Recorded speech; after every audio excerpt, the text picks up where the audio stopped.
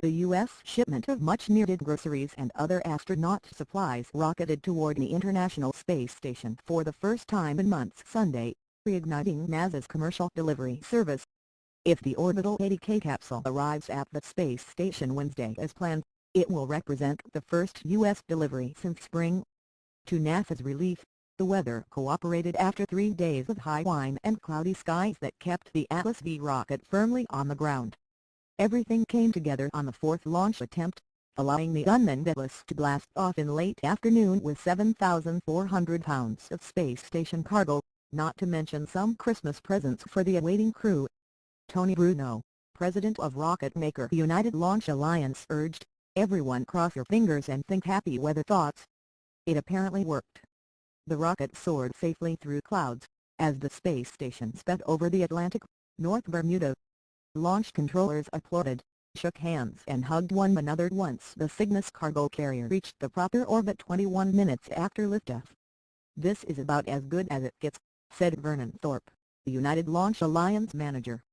The space station astronauts got to see some of the rocket contrails. "Caught something good on the horizon," Space Station Commander Scott Kelly reported via Twitter. The 6 station astronauts, 2 of them deep into a 1-year mission, have gone without American shipments since April.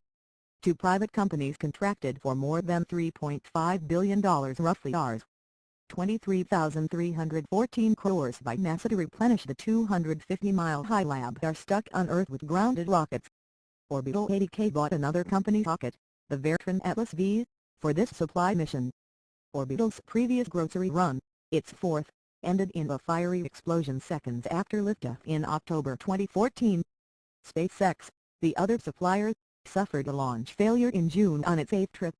Russia also lost a supply ship earlier this year, but it's since picked up the slack, with another resupply mission scheduled just before Christmas, and Japan has chipped in as well. Much-needed food is inside Orbital's cargo carrier, named Cygnus after the Swan constellation. NASA normally likes to have a 6-month stash of food aboard the space station, but it's down a couple months because of the 3 failed flights. Space Station Program Manager Kirk Shearman expects it will take another year to get the pantry full again, provided there are no more accidents.